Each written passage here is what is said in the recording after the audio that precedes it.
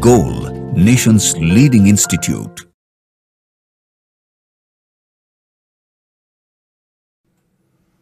Hello students, we are going to discuss the inorganic question of EITS Mean Test 8 for the 2025 which was held on 17th November 2024. We will discuss the inorganic question of this examination. Question number 71. Among SF4, XCF4, CF4, H2O, the number of species with two lone pairs of electron is SF4, XCF4, CF4, H2O,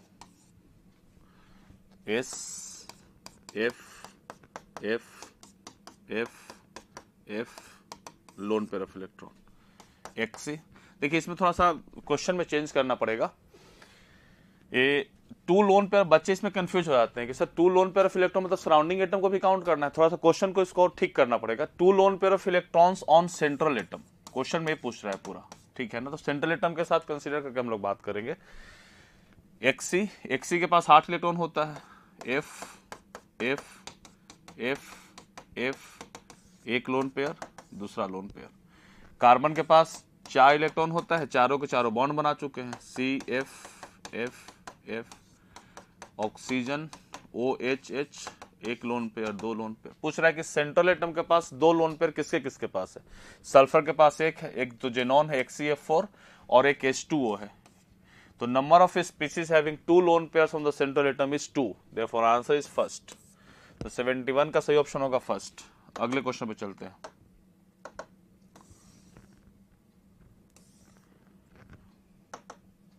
question number 86. The species which has 4 unpaired electrons, 4 unpaired electrons, 4. तो देखा जाए cobalt के ऊपर +2 charge है और cobalt के लिए, cobalt +2 के लिए CN एक स्ट्रॉन्ग फील्ड लिगेंड की तरह काम करेगा. इसका मतलब कि पेयरिंग हो जाएगा, इसमें पेयरिंग होगा. कोऑर्डिनेशन नंबर 6 है तो 2D खाली चाहिए मुझे. 4s0 3d7, 4s0 3d7. तो 3d7 है 1 2 3 4, 1 2 3 4 5 6 7. इसको पेयरिंग करवाएगा. एक इलेक्ट्रॉन को एक्साइटेशन होता है, एक्साइटेशन हो जाएगा. तो इसमें नंबर ऑफ अनपेयर्ड इलेक्ट्रॉन 4 नहीं, एक बच सकता है. एक नंबर ऑफ अनपेयर्ड इलेक्ट्रॉन होगा, इसलिए नहीं हो सकता है. क्रोमियम के ऊपर +3 चार्ज है. क्रोमियम +3 के लिए H2O एक वीक फील्ड की तरह काम करेगा. पेयरिंग नहीं हो सकता है, नो पेयरिंग. इसमें पेयरिंग संभव नहीं है. जब पेयरिंग नहीं होगा तो क्या हो जाएगा, 4s0, क्रोमियम +3 है तो 3d3 हो जाएगा. ठीक है, 1 2 3 4. नंबर ऑफ अनपेयर्ड इलेक्ट्रॉन कितना होगा, 3. ऐसे पेयरिंग हो चाहे मत हो, इसका हाइब्रिडाइजेशन अगर हो बात करेंगे तो D2sp3 ही होगा. इनर ऑर्बिटल कॉम्प्लेक्स होगा, हाई स्पिन कॉम्प्लेक्स होगा, क्योंकि इसके पास पेयरिंग नहीं करवाने के बावजूद भी 2D खाली है, इसलिए फर्क नहीं पड़ेगा. लेकिन नंबर ऑफ अनपेयर्ड इलेक्ट्रॉन 4 नहीं 3 है. उसमें देखा जाए Fe+2, Cl फिर से यहाँ पे एक वीक फील्ड की तरह काम करेगा. 4s0 3d6 और वीक फील्ड की तरह काम करेगा. तो पेयरिंग संभव नहीं है, नो पेयरिंग. तो क्या हो जाएगा, 4s0 1 2 3 4 5 6 3d6. 4 अनपेयर्ड इलेक्ट्रॉन इसके पास है. 86 का सही ऑप्शन थर्ड जाएगा. फोर्थ भी देख लेते हैं.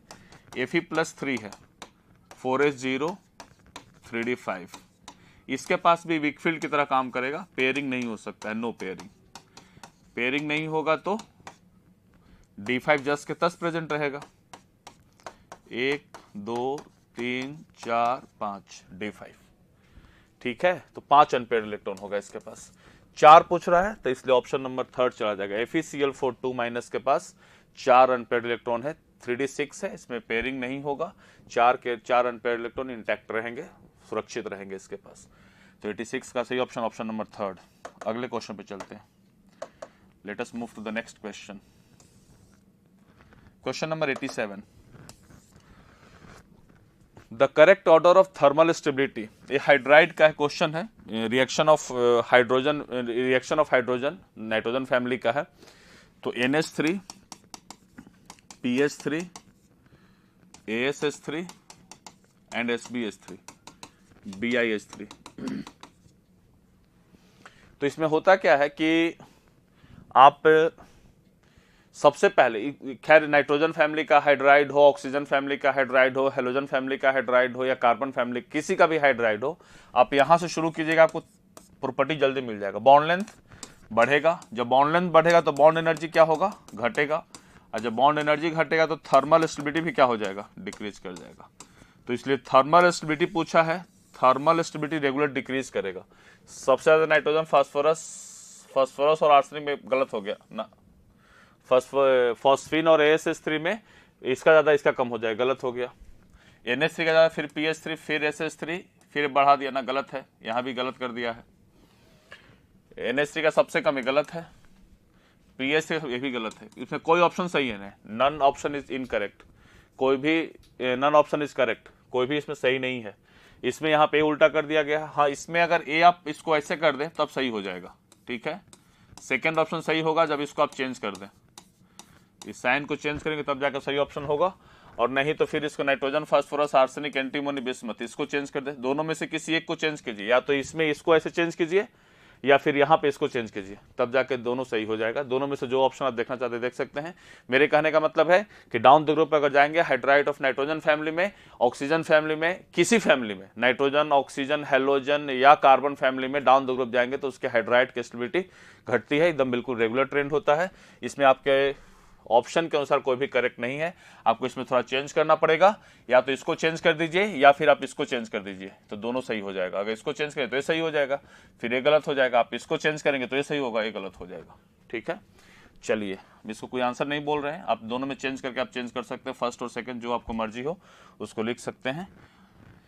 अगले क्वेश्चन पे चलते हैं हम लोग, 88, नेक्स्ट क्वेश्चन 93, अगला क्वेश्चन 93 है, question number 93, the incorrect matching pair. अच्छा ठीक है, कुछ मॉलिक्यूल इसका हाइब्रिडाइजेशन और शेप दिया है, XeO3, XC 3, 2, 2, 4, 2, 6 और एक लोन पेयर, ठीक है। इसका sp3 हाइब्रिडाइजेशन होगा, टेट्राहेड्रल ज्योमेट्री होगा, और शेप क्या होगा इसका, पिरामिडल, बिल्कुल सही है।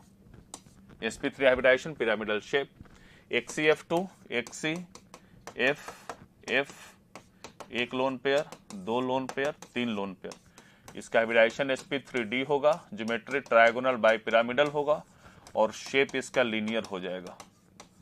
तो sp3d2 दे दिया है, यही गलत है। इनकरेक्ट मैचिंग पेयर में सेकेंड ही हो जाएगा एक, तो sp3d2 नहीं, sp3d, लीनियर शेप सही है लेकिन hybridisation will be sp3d not sp3d2। इसका स्टेरिक नंबर 5 है, 3 लोन पेयर और 2 बॉन्ड पेयर, स्टेरिक नंबर 5 में sp3d हाइब्रिडाइजेशन होता है। XeOF4, XeOF4, XeOF4 hybridization will be sp3d2, geometry will be octahedral, and the shape will be a square pyramidal. Shape will be a square pyramidal.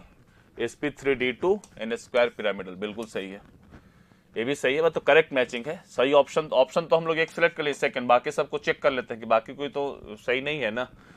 तो sp3d2 square pyramidal सही matching है, option नहीं है, correct, incorrect नहीं है, correct है। XeF6, XC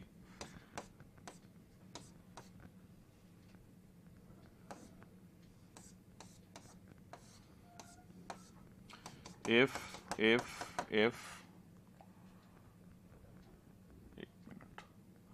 एक loan पे ले लीजिएगा, F square pentagonal bi pyramidal में अगर एक लोन पेयर रहता है तो वह इक्वेटोरियल पोजीशन पे होता है, 2 लोन पेयर दोनों एक्सियल पे होता है, सब पता होना चाहिए, सब बेंड्स रूल का पॉइंट होते हैं। In trigonal pentagonal bipyramidal, if 1 lone pair is present then it will occupy the equatorial position, 2 lone pair है, both will goes to the axial position. इसका हाइब्रिडाइजेशन sp3d3 हो जाएगा, and the shape will be, geometry will be pentagonal bipyramidal, and the shape will be distorted octahedral, distorted octahedral, sp3 distorted octa, बिल्कुल सही है। तो incorrect matching पूछ रहा है, तो इनकरेक्ट मैचिंग XeF2 का हाइब्रिडाइजेशन sp3d होगा, न कि sp3d2 होगा। लीनियर शेप तो सही है लेकिन हाइब्रिडाइजेशन गलत है, तो 93 का सही ऑप्शन होगा ऑप्शन नंबर सेकंड। अगले क्वेश्चन पे चलते हैं हम लोग, next question question number 98, which of the following statement is incorrect? CrO4 2 minus is tetrahedral, बिल्कुल सही है। CrO4 2 माइनस का शेप टेट्राहेड्रल होता है। sp3 हाइब्रिडाइजेशन होता है, टेट्राहेड्रल होता है। Cr2O7 2 minus, Cr double bond O O minus O, Cr double bond O O minus. CrO bond angle 126 degree. देखो सुनो एक चीज, 126 इस बॉन्ड एंगल याद करने की जरूरत नहीं है, ठीक है ना, कि 126 डिग्री बॉन्ड एंगल है कि नहीं, इसका कोई मतलब हमको नहीं है। इसमें मेन कहना चाह रहा है कि O के अराउंड यहाँ पे दो, इसको ग्रुप को हम लोग मान लेते हैं एक्स ग्रुप, यहाँ भी एक्स ग्रुप मान लेते हैं। इसके ऊपर दो लोन पेयर भी है, इस ऑक्सीजन के पास दो लोन पेयर है। The hybridisation of this oxygen will be sp3। और जब sp3 हाइब्रिडाइजेशन होगा तो sp3 hybridisation with the two lone pair, तो बॉन्ड एंगल घटना चाहिए था 109 से। लेकिन यहाँ पे जो दो ग्रुप हैं, जो Cr double bond O minus, Cr double bond O minus, ये बल्कि ग्रुप है, और बल्कि ग्रुप होने की वजह से इनके बीच में रिपल्सन लगेगा। इनके बीच में क्या लगेगा? Non bonding electron pair repulsion लगता है। Non bonding electron pair repulsion लगता है। Non bonding electron pair repulsion लगने से वहां पे वेस्पर रूल काम नहीं करता। वेस्पर रूल तब काम करता है जब नॉन बॉन्डिंग इलेक्ट्रॉन पेयर, जिसको स्टेरिक रिपल्सन भी बोलते हैं, non bonding electron pair repulsion का दूसरा नाम होता है steric repulsion.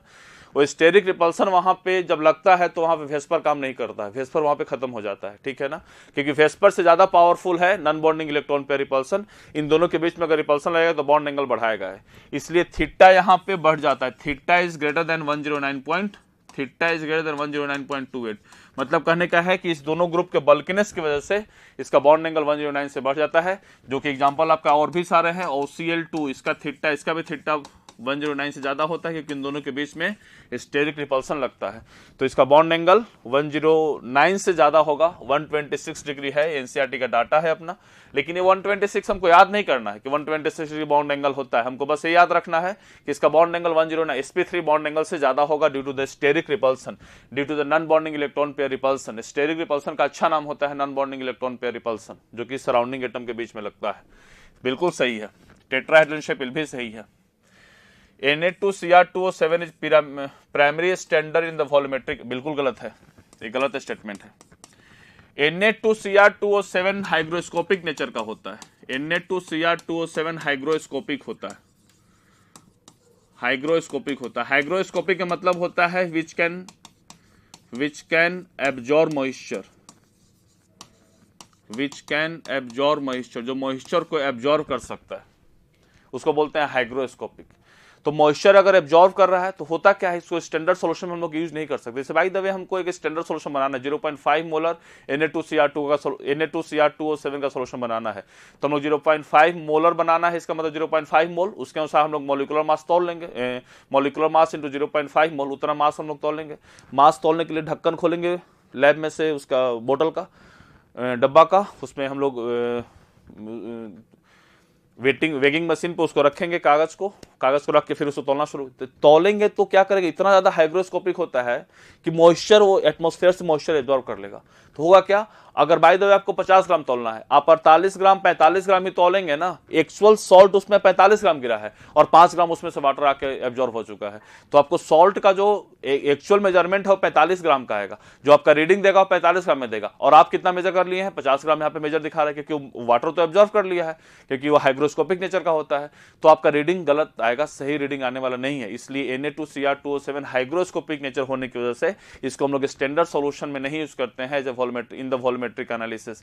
K2Cr2O7 non hygroscopic है, वो वाटर मॉइस्चर को एब्जॉर्ब नहीं करता है, इसलिए उसको हम लोग स्टैंडर्ड सॉल्यूशन की तरह यूज कर सकते हैं इन द वॉल्यूमेट्रिक एनालिसिस। नहीं तो स्टैंडर्ड सॉल्यूशन का मतलब होता है कि बटखारा बना रहे हैं, बटखारा ही अगर आपका गलत बन जाएगा तो फिर आपका मेजरमेंट नहीं अच्छा आने वाला है, मेजरमेंट आपका सब खराब जाएगा। तो इसलिए Na2Cr2O7 का हाइग्रोस्कोपिक नेचर होने की वजह से इसको हम लोग स्टैंडर्ड सॉल्यूशन नहीं बना सकते हैं, K2Cr2O7 का बना सकते हैं। यहां पर लिखा है कि Na2Cr2O7 primary standard in the volumetric analysis होता है, ये गलत है। Primary standard solution in the volumetric analysis होता है, जो कि गलत है। Na2Cr2O7 is more soluble then K2C, बिल्कुल सही स्टेटमेंट है। डाइक्रोमेट की solubility down the group, dichromate की solubility down the group decrease करती है, डाउन द ग्रुप डिक्रीज करती है, किसमें, 1A and second A, group 1A alkali metal and alkaline earth metal में जब डाउन द ग्रुप मूव करते हैं तो डाइक्रोमेट की सोलिबिलिटी डिक्रीज करती है। किसकी किसकी बढ़ती है down the group? Fluoride, oxide, hydroxide, carbonate, bicarbonate, sulphate and sulphide group 1 में, और ग्रुप 2 में किसकी किसकी बढ़ती है? Fluoride, oxide, hydroxide and oxalato. और बेरिलियम सॉल्ट की सोलिबिलिटी अपने ग्रुप में सबसे ज्यादा होती है, हाइड्रोक्साइड को छोड़कर, पता होना चाहिए। तो इसीलिए इसमें पूछ रहा है कि which of the following is correct, incorrect statement, तो इनकरेक्ट कौन सा हो जाएगा? थर्ड। इसलिए 98 का सही ऑप्शन होगा option number third. This is all about your inorganic question. Thank you everyone, thank you so much.